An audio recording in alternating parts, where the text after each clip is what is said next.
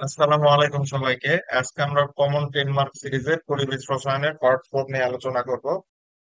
তো আজকের আলোচনার বিষয় যেটা সেটা হচ্ছে এই গ্যাসের একটি অণুর গতিশক্তি নির্ণয়। এটা হচ্ছে পরিবেশ রসায়নের বোর্ড পরীক্ষায় অনেকবার আসছে। ঠিক আছে, যে গ্যাসের গতিশক্তি নির্ণয় করতে হবে। তো কিভাবে বের করবো, আগে কনসেপ্টটা দেখো।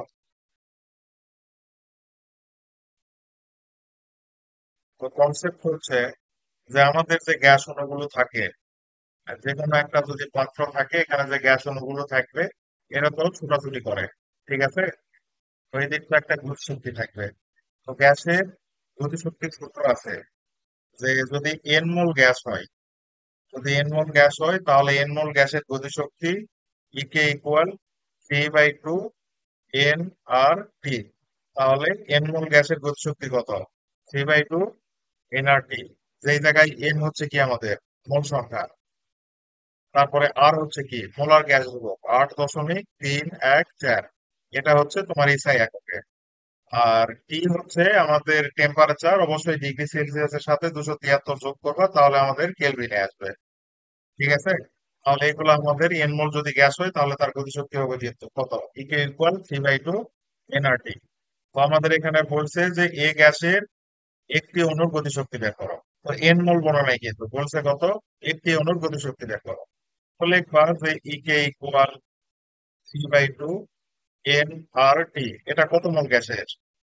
এন মোল গ্যাসের। তো সূত্র কি, এন ইকুয়াল মূল সংখ্যা মানে ডাব্লিউ বাই এম আছে, তারপরে এন বাই এন এ আছে, তারপরে ভি বাই ভি এম আছে। তো আমাদের এখানে এই সূত্রটা ইউজ করতে হবে, n equal n by n a, অর্থাৎ n divided by n a into r t. এটা কিসের জন্য দিলাম, যে আমাদের একটি অণু বলছে সেজন্য ওটা দিলাম। তাহলে একটি অণু যদি হয় তাহলে এন এর ভ্যালু কত, 1। এন এ অ্যাভোগাড্রো সংখ্যা 6.023 ইন্টু 10 টু দি পাওয়ার 23। আর এর ভ্যালু কত, 8.314। টেম্পারেচার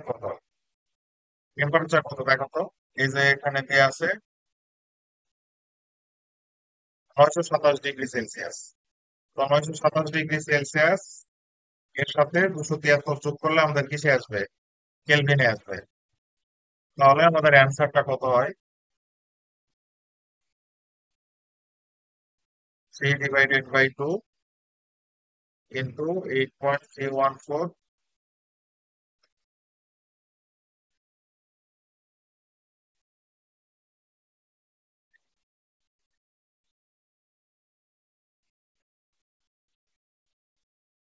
আমাদের অ্যান্সারটা আসে হচ্ছে 2.48 10⁻⁻20 এত জুল। তো আশা করি বুঝতে পারছো। তো ম্যাথটা এইভাবে সলভ করতে হবে। সবাইকে ধন্যবাদ।